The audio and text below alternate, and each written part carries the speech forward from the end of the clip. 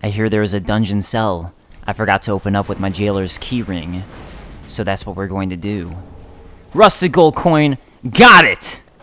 Ba ba bum bum bum bum bum. Oh hey, what's up guys? And welcome back to Let's Play Dark Souls 3 Kita Edition! Yeah! Time to head down into the profane capital. So excited to witness what in the world happened. You know, fiery death from above for all humans, I'm all about that. That's not morbid at all. I don't believe there's anything to this side, but let's take a look. In fact, there is not. Alright, so, you got two options for where to go here. You can go straight ahead, or you can do what I'm going to do and take a righty-loo. Mainly take this, so I can get these items. You just got to worry about that flame flying in at you. The Oni Slayer Great Bow, which we will take a look at later. Check out that dodge. Usually if I just fall down here, I tend to do an okay job at avoiding those hits, but that time I didn't, clearly. We got more stuff to get though. Hopefully the profane flame is satiated for the time being. I think it's good. You know, I haven't been able to determine if it's coming straight from the actual flame itself or if it's the jailer who's standing behind the flame shooting it at you. And I'm sure if I took more time it'd be really obvious, but I'm just not sure. Also, those statues are of the gargoyles. I always thought that was pretty cool. Although, I was surprised though that none of them actually come out and attack you. Yeah, so see how this guy from his lantern is shooting out what would likely be some profane flame at you? That's what makes it seem like it could be the jailer who is right on the other side of this bucket right here who's shooting at you. This vessel, almost a lore vessel-ish with the profane flame. A bunch of you were throwing out theories at me that this could be like L.A.M. Lois. I was blanking on right there because the profane flame is kind of reminiscent of the chaos flame in a lot of ways. And I get the connection that you're drawing, right? But I mean, being that this is entirely underground, I don't quite see it. Plus, I think we already saw what happened to the Chaos Flame. And I get the idea that, hey, maybe the Profane Flame is an extension of it. Or the concept of perhaps the Profane Flame is similar to the Chaos Flame and that someone was trying to duplicate the first flame. And they came up with the Profane Flame, similar to how the Chaos Flame was erected. And that particular idea I could see. Right, like maybe the profane flame was a mistake of someone trying to rectify a situation and just doing a poor job of it. Similar to the Witch of Izalith, who tried to, you know, do the exact same thing, but accidentally create the chaos flame. So that I could definitely see. I love just getting completely ganked by a million people at once. Actually, it's going all right for me so far. Until I said it was going all right for me so far. The thing is, if you go outside, the gargoyles can't reach you. Oh my gosh, that really hurt me, huh? Oh jeez, what? I can't get through. I can't get through. Watch out! One of them's almost gone. Oh, I tried not to get greedy. And I think I actually got screwed for not being greedy for once. No! I've actually never died at that part. Of course, when I'm on camera, of course!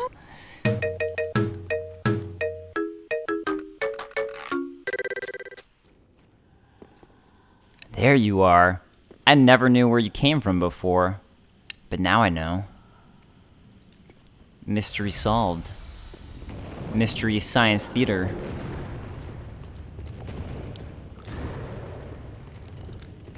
No, I'm actually not sure if it would be better to go for the other guy first.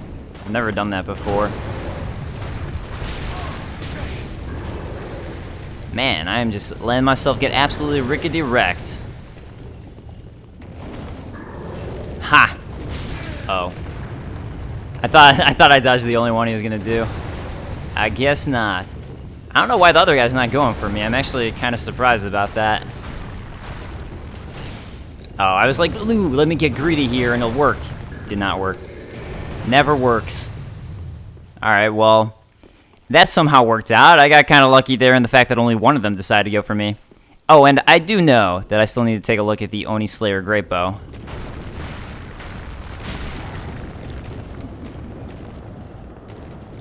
I made some jailers mad at me. Hey guys, just shoot some Profane Flame at me, it's all good. Get it out of your system now while you can. I don't know what this gargoyle's doing. He's not doing a very good job at all of guarding his place. The jailers are doing a much better job than you, I gotta say. One thing I like about the jailers is I think it's really creepy when the way they walk up to you. And it's more, it just has to do with their cloak, but it just looks like they're quickly walking, right? Like quick stepping. The fact that they're not running specifically or outright, I actually find to be way more creepy. And I like it. I think it's cool because of that. Gargoyle's gone. Sorry, animated TV show. Oh, got a Gargoyle Flame Spear. So let's take a look at that in the Oni Slayer Great Bow. Let's look at the spear first before I forget what it's called. So, Gargoyle Flame Spear. Stone Torch Spear wielded by gargoyles of the Profane Capital. The Profane Flame, which never goes out, imbues this weapon with a fire attack. So it seems like all the creatures down here are in fact using that Profane Flame. And then we also got the Oni Slayer Great Bow. A unique great bow handed down in an eastern land where tales are told of its use in slaying giant horned Oni. And Oni, I believe, is the word for demons in Japanese, if I'm not mistaken. Drawing a bow of this size takes time and leaves the user vulnerable. Only specialized great arrows can be fired from the bow. Honestly, it just makes me think about, at this point, Neo, which, as of me recording this video, hasn't come out yet, but I played the beta, and oh my god, I loved it so much. I will probably make content about it on my channel. I haven't decided to what end. I don't know if I'll do a Let's Play. I don't know if I'll just do, like, weekly edited videos or what, or a super show or something, but I definitely want to cover it in some matter, because I really liked it. Alright, on the left here, we've got a Mimic. On the right here, it looks like we're fine. Oh, I was wrong. The Mimic's tail was, his chain is what I'm calling his tail, was covered up by the treasure. Eh? Got it. Got him! Rusted gold coin, just what I wanted. We've also got stuff to talk about, speaking of that treasure. That's over on the side right there. Man, what a well-timed dodge, wouldn't you say? Because I would say so. Great Shield of Glory, let's take a look.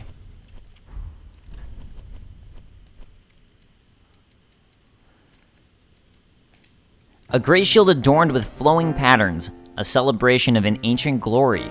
Boasts the highest stability of such shields, but with reduced stamina regeneration speed. Perhaps it is glory that begets indolence. Yeah, I think I said that right. All right, treasure. One moment, we will take a talk about it. Wow, I'm actually kind of surprised when that wasn't a Mimic. All right, so we gotta talk about this treasure here. Mainly because it's mounds of corpses along with all this treasure. So, and burnt out corpses.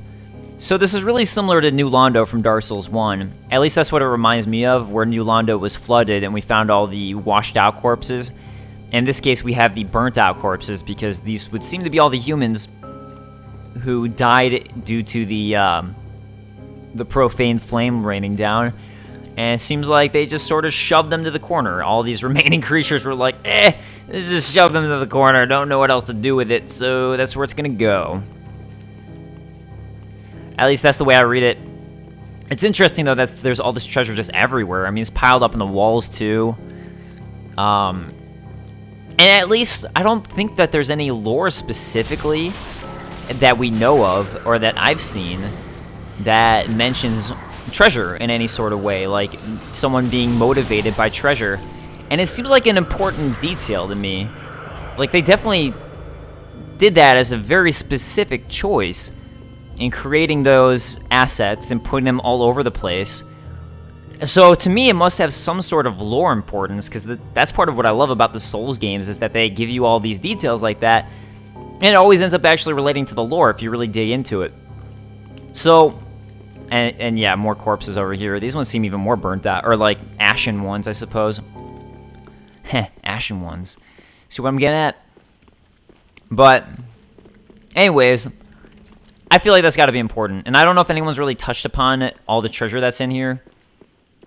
But to me, that's a very important detail. And if no one has, I think that's a missing element that should be discussed. So, there you have it. Those are some more of my thoughts on this area. I really hope that at some point in one of the DLCs, and it looks like not this upcoming one, but an upcoming DLC, I guess I should say the other one, they have an Oni of some sort. And as much as I say it reminds me of Nioh, because Nioh's a samurai game that happens to have a lot of Oni in it, as it's Japanese themed, I would like to see Dark Souls take on Oni, for sure. And that would be really fun to me as one of the upcoming DLCs if they actually had that and showed the enemies that these great bows were supposed to be good for. But we have an incredibly important battle coming up here. As much as I would love to talk about Nioh a bunch, but cannot do. I'm trying to look to see if there's any details in those walls over there to the right and left, beyond the pillars, because I've never looked before, and I didn't even notice there was really stuff you could see the other side, because I was just so focused on this hallway. But there isn't. So by going through here, we should have Siegfried, and we're going to get a cutscene.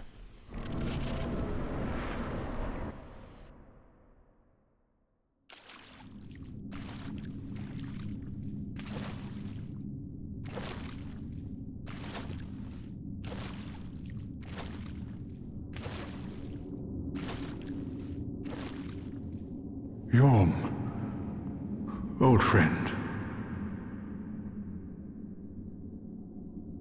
I, Siegfried of the Knights of Katarina, have come to uphold my promise. Let the sun shine upon this Lord of Cinder.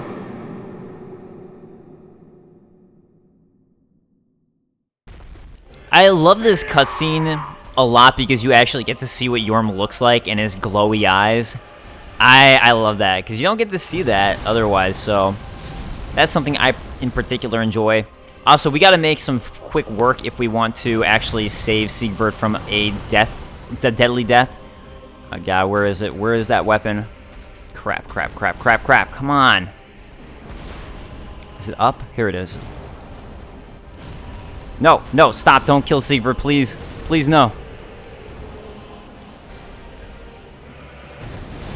Alright, so... Oh, dang. Nice work.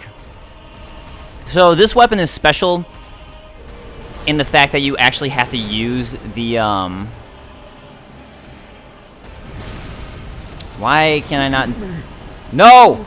Oh my god, it's because I couldn't freaking do this properly. How was I having trouble with this?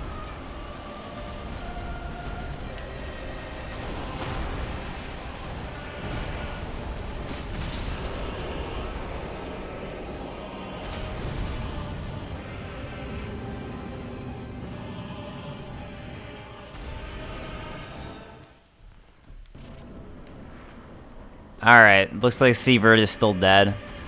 That's too bad. So something to notice, he still has he has the other Storm Ruler.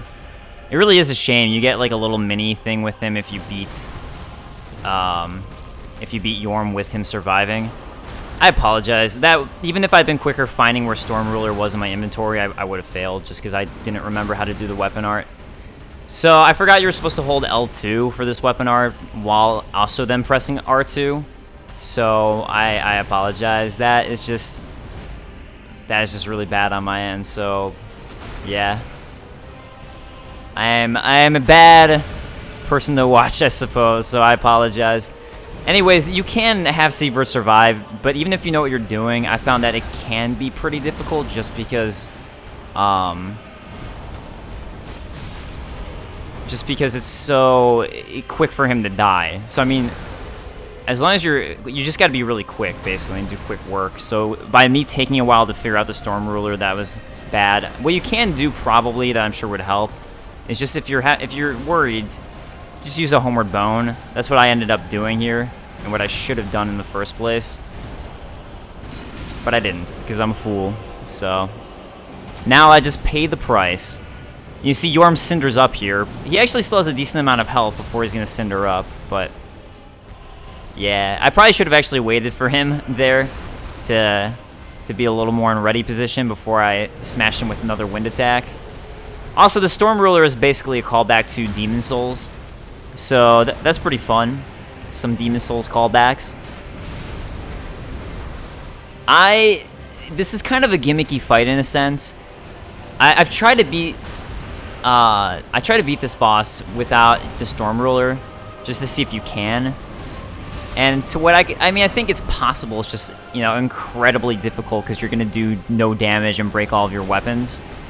But I'm sure it's possible. I'm sure someone has a video uploaded at this point of doing it.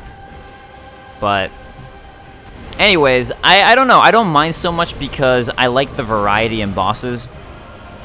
And it is a little gimmicky, you know?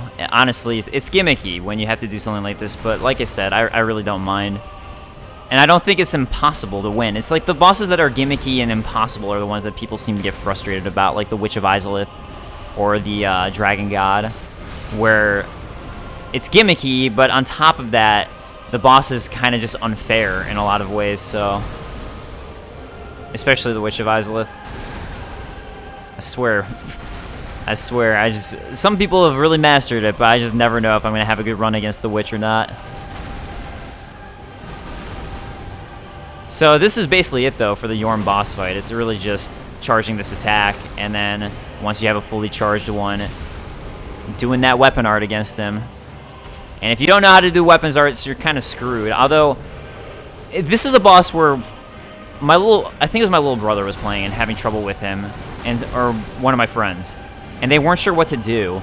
And I don't know, it was something I figured out right away, and I don't know if it's because I played Demon Souls or the fact that the sword is in the room. I was like, okay, clearly you have to use this sword because it's in the room.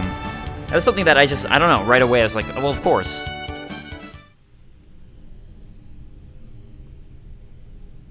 Unkindled one. The fire fades and awaits its one last lord.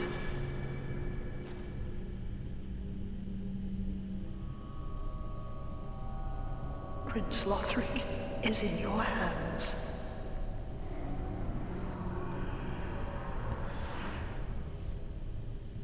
Please save his soul. Okay, fine. And just like that, we are warped right back here to the High Wall of Lothric. So before I go talk to Emma, the High Priestess over there, I want to talk about some of the stuff like the Storm Ruler, some of this Yorm stuff, and then we'll go ahead and talk to her. So the Storm Ruler that I picked up in his throne room, great sword with a broken blade, also known as the Giant Slayer, for the residual strength of storm that brings giants to their knees. Yorm the Giant once held 2 of these, but gave one to the humans who doubted him, and left the other to a dear friend before facing his fate as a Lord of Cinder. And these both say the same thing. So that dear friend that's referring to is Sigurd. That is the dear friend, as clearly he had the other Storm Ruler, and the one that we pick up in his throne is the one that he left to the humans. And what this also says is that the humans doubted him, right? They didn't like him, which also brings into question, like, oh, is that something, does that have to do with that first prison cell that had a giant? That was the very first prisoner, was a giant? So yeah, a bunch of stuff that we're finding out about Yorm through this weapon. And I gotta equip my better weapon here. Karthus Curved Sword. I think we've already talked about all this stuff with Sigurd, if I'm not mistaken, by when Patches had his equipment. Again, I apologize for not finishing his quest properly. The other thing we're going to get here is the Cinder of a Lord for Yorm. If the lords will not return to their thrones themselves, let them return as cinders. Lonely Yorm became a Lord of Cinder to put the profaned flame to rest, knowing full well that those who spoke of him as Lord were quite insincere. So it seemed that the profane flame was already a thing when he went to go become a Lord of Cinder. Now again, remember, the way that this stuff works is that essentially all of this, what we're doing, is taking place after they already threw themselves in the fire once, and now they've returned, and they're supposed to throw themselves in the fire a second time, but are refusing to, which is what Sigurd went to do. Apparently he had some sort of pact with Yorm, and he was supposed to, if Yorm refused to be thrown in the flame, for whatever reason, Seaver was supposed to go hunt him down and bring him back and put him back in the fire. At least that's what I believe the case to be. So, anyways, this first time around, you know, or second time, yeah, first time around, Yorm was alright, I gotta go become a Lord of Cinder. And for him, it was for the sake of appeasing this profane flame. And if we go look at his soul, Yorm is the descendant of an ancient conqueror, but was asked by the very people once subjugated to lead them, serving as both a weighty blade and a stone-hard shield. Which might actually explain why humans hate giants right there, because if this is the case, that he's the descendant of an ancient conqueror, he's probably the descendant of a giant, and perhaps the giants were the ones who subjugated all the people, and therefore the people have a strong prejudice against the giants, and why he was trying to gain their trust by giving them the Storm Ruler. So that would seem to be what would make sense to me. Now, as far as being warped back here, it's a smart idea to go get more Estus flasks, and you will see why, but we're going to go ahead and take a risk. Beyond that, you'll get warped here depending on which Lord of Cinder you beat third. So, no matter what, the first Lord of Cinder has to be the man, I'm just blanking on names today. The Watchers, the Abyss Watchers. So the Abyss Watchers have to be your first one no matter what. But from there, you have a choice, right? It's like either you can go face Aldrich second, or you can go face Yorm second. And whoever happens to be the third, whenever you beat them, you will automatically be warped back here. Prince Lothric is in your hands. Please save his soul. Tell him what he must be, a lord. So Prince Lothric is the other one that we need to now take his ashes and throw them in the flame. And that's what she's saying, that he needs to be a Lord of Cinder. Which to me, I take it to mean that he isn't one, or hasn't been one. He needs to be a Lord. Basin of Vows is what we get from her. So let's go ahead and take a look at that. Key item. Place basin at a statue of a beheading knight. Chalice used an old ceremony in which Lothric knights take their vows. It is only a formality now, but it remains as an empty practice. Place the basin at a statue of a beheading knight. Kind of looks a little bit like a Lord Vessel, actually. But let's go ahead and do it. And which just automatically happens when you walk up.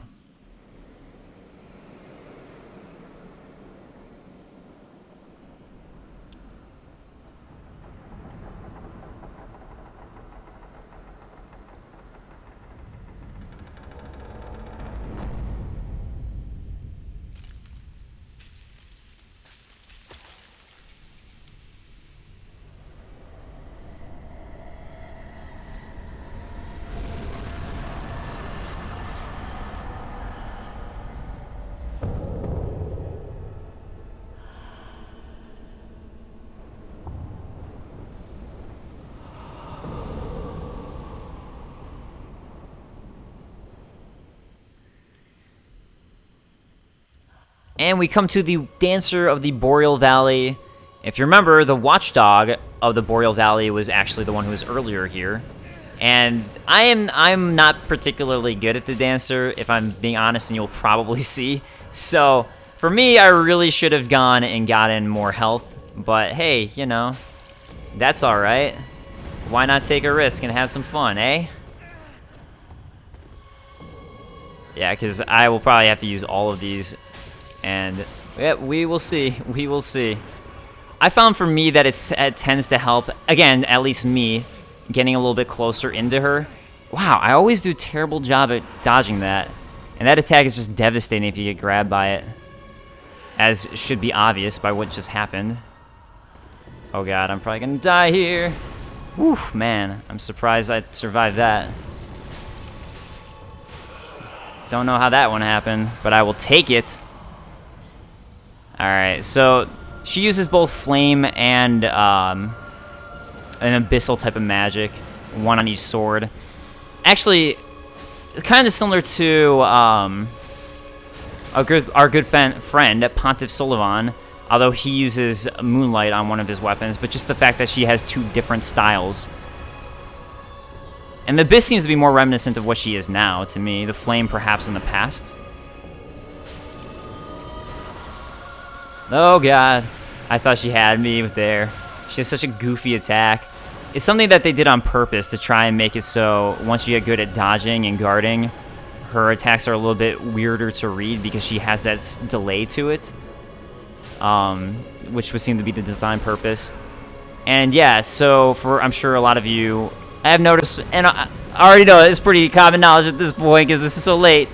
This is the same boss that was in the beta of the game. So if anyone played the beta, this is who you get to go fight, and it's the only boss that was featured in the beta to show off what Dark Souls 3 had to offer. Oh. Shall I get greedy? Probably not. I shall not. I shall not. Oh no! Oh no, I thought she was done. I didn't know there's a second attack coming there. Yes! Yes, I did it! Oh man, I really wasn't sure if I'd be able to. Take that! You thought I was terrible because I died right at the beginning, but Dancer of the Boreal Valley, you are finished. You are finished. Let me get the soul of the Dancer. So, cool thing about the Dancer of the Boreal Valley boss fight is that you can actually face her at the very beginning of the game. So if you go here to the High Wall of Lothric, when we talk to Emma the High Priestess, you can actually kill the High Priestess and you will get the Basin of Vows. If you bring it over here, why it will start the exact same cutscene that summons the Dancer of the Boreal Valley.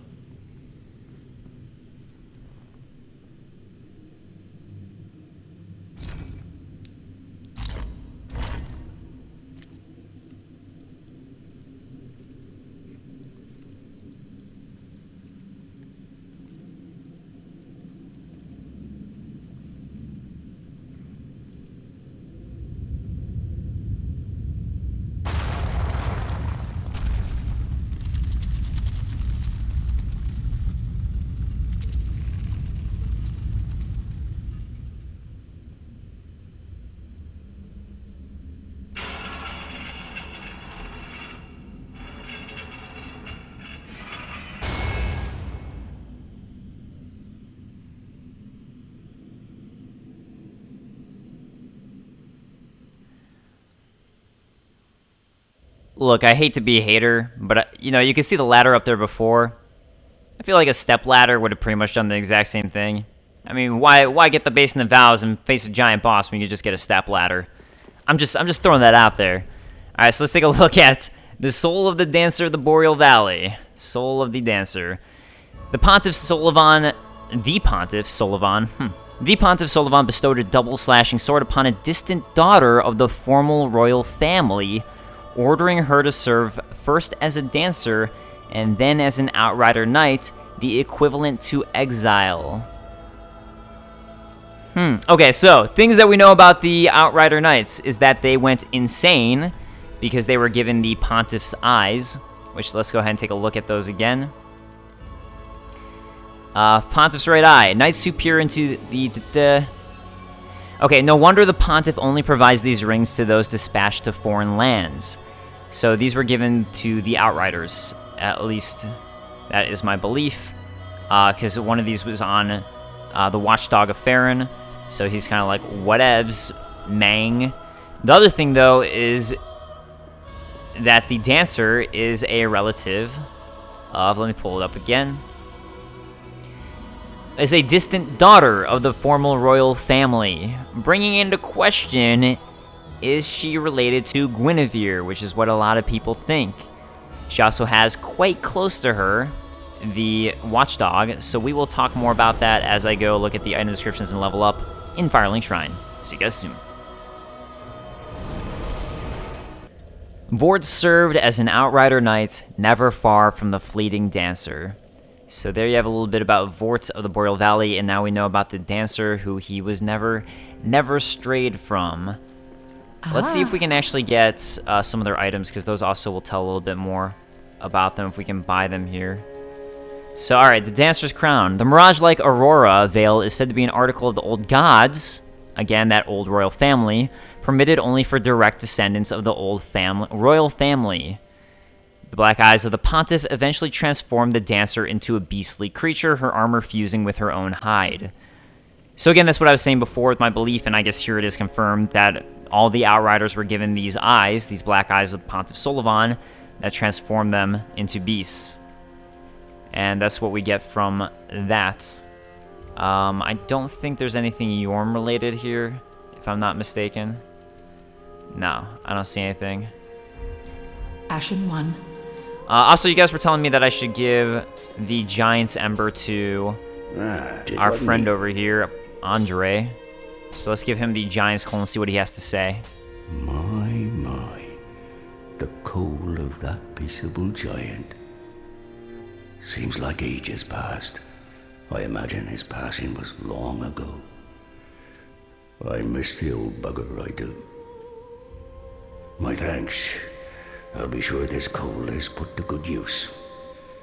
I'll be smithing weapons never afore seen by the likes of ye. It's but a small service to pay my humble respects. So, pretty cool, actually, that Pretty he actually knew the giant, blacksmith, but I suppose, you know, when you are in the profession. Welcome. So now we also Very got well. to chat with you to get my level up. Wow, I can get 5. That is a good amount. And guess what? We don't have to do anymore. No more dex. So get some endurance. Sure, why not a little bit more vitality? And one more strength. Yeah. Make me a little more of a quality build. Ashen One. And yet even more goodies we get to do here in Firelink Shrine.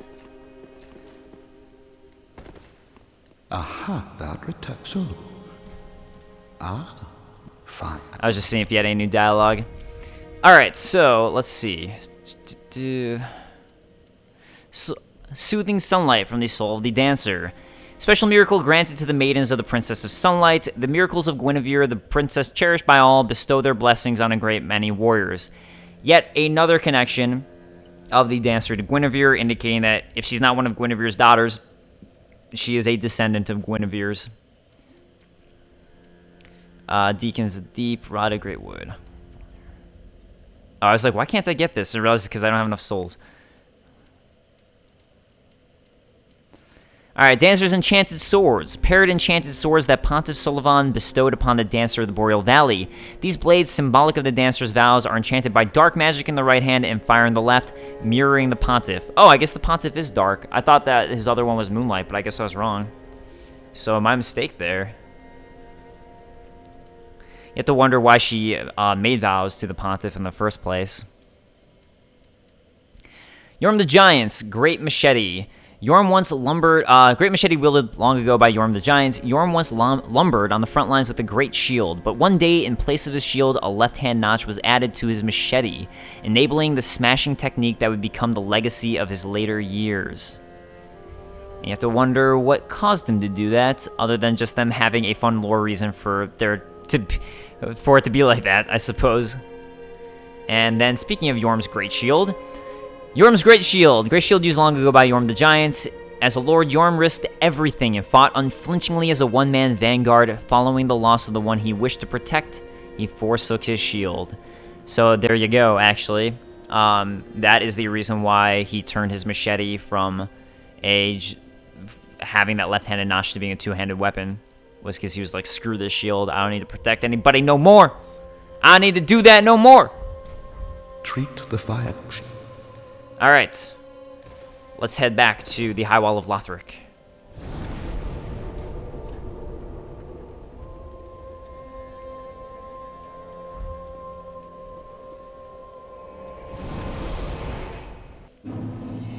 So, amazingly, the game's actually not even really close to being wrapped up, even though we have 3 of the 4 Lord Souls, just because... I'm trying to think of the way that I would describe how this game goes, but it's almost like... if you have a straight line, and then at one point, those 2 lines, I guess, split. And then there's a circle, and it goes back into a straight line. That's essentially, I guess, the level design of this. There you go, my wonderful, brilliant description of the level design. So, up here, the first way to go, in my opinion, is up and to the left. And I think this is really cool looking, this forested area within the High Wall of Lothric itself. It's like, man, what a nice garden that they had up here, huh? Oh, wow. Actually, I didn't think I was gonna be able to get a backstab on him, but hey, I will take it, you know? Whoa, whoa, buddy. Whoa. Calm down there. For this guy specifically, I feel like the best thing to do is just kick him. Oh.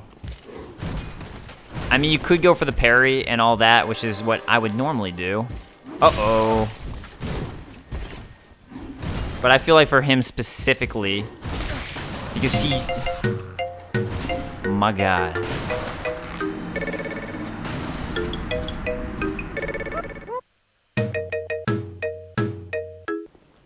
Excuse me while I ember back up. Thank you very much. Gotta keep that ember lit. As I cry to myself about my terrible gameplay. Maybe I should have just gone for a parry, so you guys could cry whenever I miss one. You know, it's funny, I still do that from being used to Dark Souls 1, where I automatically switch to two-handing my weapon. Anyways, normally it's supposed to go like this when you go kick him, and it seems to work pretty well most of the time. I was just so set in my ways that I was refusing to play any differently. Now, as we go down here, the first thing what you're going to want to do right away, as you can see openings on either side, is look for a place you can roll off, which happens to come right here at this juncture. Important. And we Consume Garden we go, or Consume King's Garden, to get another Estus Shard, which is especially why that's important. The other thing, though, is actually a New Game Plus Plus. I believe +2, if I'm not mistaken. There's actually an item, well, there's this item right here. A Titanite Chunk, I finally got it. Finally got another one, but there's actually an item up here, a New Game Plus Plus. I believe it's +2, I don't think it's +1, that you can get, that you gotta leap to. Which is actually pretty cool that they added an item in a different location. And this area is dangerous, because look what we got in the Consume Garden. Toxic, of course, that's what I'm referring to. If you thought otherwise, you were mistaken. I was obviously referring to Toxic, not these consumed monster dark beast abyssal things. Which again, I would love to find out more about in the DLC. Just saying. You know, there's a lot of things in this game that I really do want a DLC to cover in terms of lore. I know that there's a lot of theories about this out there, but I feel like I need at least I would personally like a little bit more info before I start making judgments on it. You know what I should really be doing is shooting fire at these guys. That would probably make my job a little bit easier. I should also be getting behind them. That's the other thing that you're supposed to do with these things. All these things that I should be doing that I'm not. Instead, I'll miss multiple attacks. That's the way to do it. Yeah, that guy went all right though. That one went okay. Now, if you played this game like you should have played it like me and gotten the blooming purple moss clump. So if you do get toxic, you can just use one of those. But before I do that and worry about toxic, I do want to take care of all these consumed monsters just so all the harder enemies are taken care of, because I don't really care that much about getting toxiced up. Yo, follow me over this way. Thank you. I appreciate it. That was kind of you. You actually took my directions and you listened. I feel like such a director now. Ooh, I got some bleeding on him. Very nice. Wow, actually took care of that guy just fine. I really just had to follow my own advice of getting behind him. Alright, so we're not in the clear quite yet to go jump down into all this toxic sludge. And as you'll notice, I'm getting all these Titanite chunks now. This is the portion of the game where you start to regularly get Titanite chunks. So we're finally at that part. What we're going to find here is more of these knights similar to the ones who were in the Cathedral of the Deep. Just these giant guard knights. You got a big shield there. Let me bump it out of your way for you. Got it. So satisfying. Man, all these guys are dropping large Titanite shards. All right, so if you're wondering where that elevator, what it did was it just kind of drops down to this part right here. And I don't think there's anything here, at least not that I'm seeing. Maybe in one of the new games pluses, you can actually get an item from that, but At least here you can't. However, on the left side, there is an item. And I'm going to go ahead and get Toxic. At this point, I just don't care anymore. So, we're actually going to do some exploring. I'll just use my Estus Flasks when it calls for it, because I'm about to get into a lot of Toxic here. We also get these Toxic Sludge guys here, which is the other reason. I mean, to me, it's just like, you know what? I'm going to be in this area for a little bit. It's fine. I can deal with a little bit of Toxicing. It is just fine. Oh, these guys look like they were feeding off of this corpse right here. Sorry if I interrupted your party right there.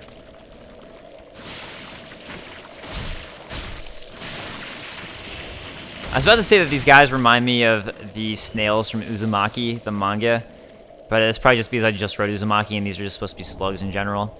Alright, so we have Blackfire Bomb and the Shadow set, which we'll take a look at in a little bit, as well as the Claw. Actually, pretty cool description there. I like that we find the Shadow set right here. And it's the Shadow set from Dark Souls 1 specifically in terms of the way it looks. Which is too bad, because I actually love the Shadow set in Dark Souls 2. It's one of the few sets I really, really loved in Dark Souls 2. And I get that it looks kind of anime, and that's probably why they switched it, because it's not the right feel for this game. But it looks so cool. Even though I'm saying right now, I get it. I get the creative choice to take it out. I get it. Don't hate. Hawkwood the Deserter can help you with this fight, apparently. Actually, that makes sense when I think about Hawkwood's story. When I truly think about it... Oh man, I almost missed this. And we got yet one more item to go for, which is going to be up here before I head to the next portion. Lots and lots of items to look for over here. And this is important because it's a Titanite chunk. Alright, so I could just head up this way. And this is going to be the direction to head.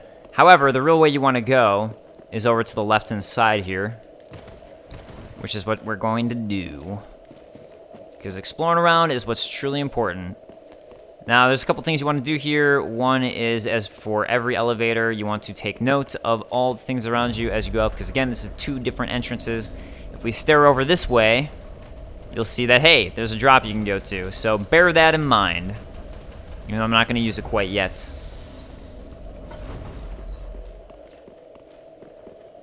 Actually, I'm looking at the time right now. I'm like, man, I'm actually making pretty good time. Might be able to go use that shortcut after I finish going up here, depending on how quick this takes. If we look over here, we see a bunch of thralls. So now we're back in the thrall zone. Again, it's really just something to bear in mind for the time being. That, hey, alright, we got some thralls that we're going to have to deal with. So just know to start looking for them, really. Because like this guy, it looks like he just fell down. Hey, stop spitting arrows at me, please. Thank you. We got a couple more up there. I'm just trying to, like... Sorry if the camera's really frantic. I'm really just trying to look for everything I can. And these guys would seem to be the ones who are casting the spell. Oh, there we go. There's another thrall down there. I was like, huh. In my head, I was thinking that there was another one, and I was surprised that I was missing it. Sorry, buddy. I found you. And I killed you. Didn't really have much reason to do it other than that you tried to attack me first. Even though I didn't notice it. I know. Don't lie to me. I know that you tried to attack me. Another Titanite chunk. And even better, sort of. I'm actually pretty happy about the Titanite chunk. But really nice over here, we're going to get a shortcut opened up. So this leads us back to the top of the Consumed Garden and Lothar Castle. So what I'm going to do is I'm actually going to go back, use that Estus Flash shard, I'm going to level up my weapon, and then I'm going to go ahead and use that shortcut after... you know what, let's actually just look at the Shadow Mask right now. Because it's pretty interesting, you know what I'm saying? Yeah, you know. Black cloth mask worn by spooks from an eastern land, sacrifice defense for greater mobility. The late King Osiris was obsessed by dragons, to the extent that he would later be known as the Consumed King. Countless assassins were sent to end his reign, but none returned. Alright, see you guys in Firelink Shrine.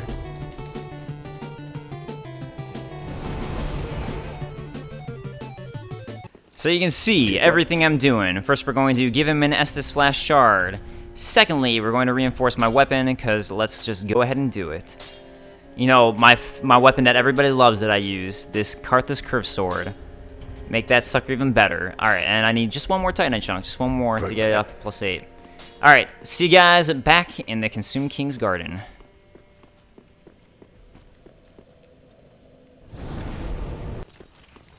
Alright, guys, welcome back to the Consume King's Garden. It is beautiful minus the toxic sludge. We got a beautiful view ahead of us. And no, I'm not talking about Gwynevere. Oh, jeez. Uh-oh. I thought I might have died right there. I was like, uh-oh, did I drop too early? That was a way more intense event than I ever thought it would be. But hey, after all that, we get the Dragon Scale Ring, and we're back here just fine. This guy is good to take care of because I believe, if I'm not mistaken, he'll cast a spell that helps out those enemies over there. Other thing, though, Dragon Scale Ring. Let's take a look at it. Where is it, though? That's the Morn's Ring. Oh, there we go. Okay. Dragon Scale Ring. Ring of Osiris, former king of Lothric. In his later years, Osiris became fascinated with dragons. After going mad, he was more commonly known as the Consumed King. Many assassins were dispatched to his domain, but none returned. Just like that shadow set we saw, eh? The Consumed King ascribed his resilience to the divine protection of the Dragon Scale. So, now we know, though, that there have been multiple kings of Lothric, and Osiris was one of them before he went mad. But that is a king of Lothric, so I take that to be some good info, and I had meant to roll past this guy, and boy, did that not work at all for me. Did not get a roll at all. And that time, oh my god, I'm so bad with my rolls right now. That time I was just late on my roll. I was trying to overcompensate for the fact that my other one screwed up so badly. And now I'm trying to double hit when I shouldn't be.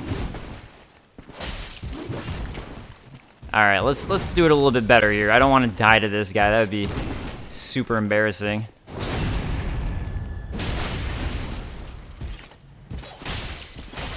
You guys don't know what it's like to have to do this stuff all the time and be embarrassed by every mistake.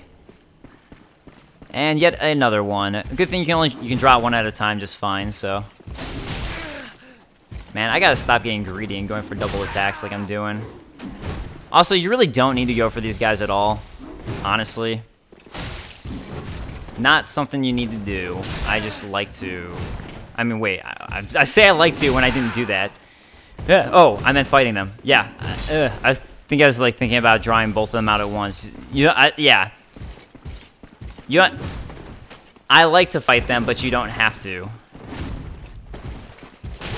I actually just tried to dodge there, and boy, did I mess up my timing. These guys, wow, this is how I know I'm rusty, because these guys are absolutely wrecking me right now. Oh boy, oh boy. Like, I've gone through the majority of my Estus Flasks at this point, and I haven't even killed one of them, or both of them. Jeez. I'm pretty mad at myself, I gotta admit.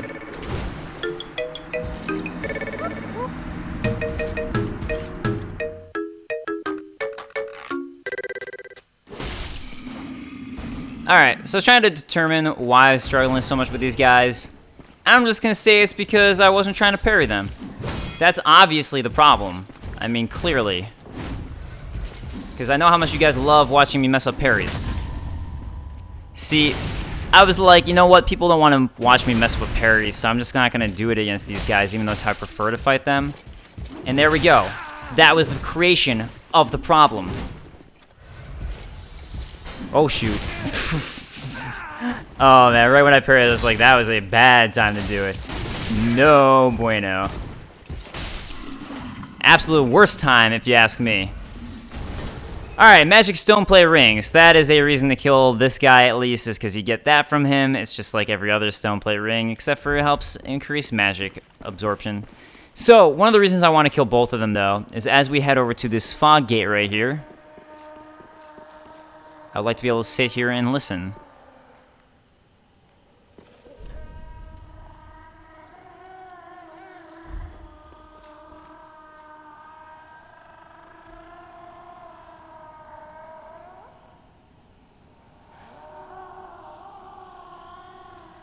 So weird, creepy noise, right? Almost like a dragon screeching.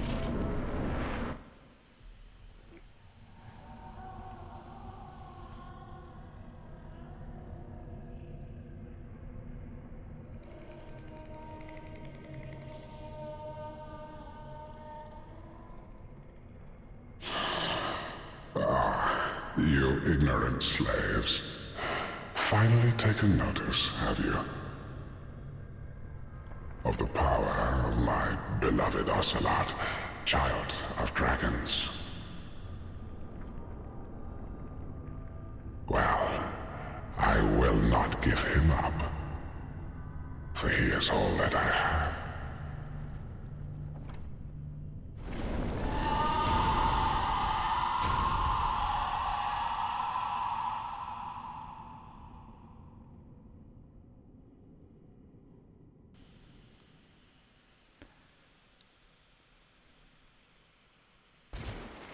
And we come to Osiris, the Consumed King, the very same Osiris that we were just hearing about. That was the former king of Lothric. A couple things. We got a lot to talk about with Osiris, actually. For one, that he's cradling a baby right now, if you look. See? Or, like, a presumed baby, that invisible thing. So he, in his head at least, he's cradling a baby. At the very least. And I just missed the dodge. That's also worth talking about. Dear little Ocelot, where have you gone? Are you hiding from me? Come out. Come out. Don't be afraid. You were born a child of dragons. What could you possibly fear? Now, show yourself, Ocelot. My dear little Ocelot.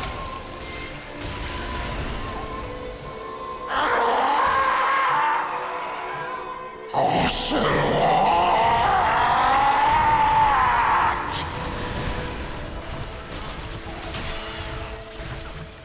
I love that little scream he does. Just the Ocelot! It cracks me up. So the other thing I wanted to mention with him, though, is that he has those little things all over him, outside of the wings and everything. We'll talk about him being dragonish. But, like, notice those, like, little goopy things that he has on him, on his back, on his spine? That's really similar to what we saw over those demons that were in the, that were near the Chaos Flame area, right? So I find that really interesting that we find that same stuff all over him. All over Osiris here. Other thing to talk about is how he's so easy.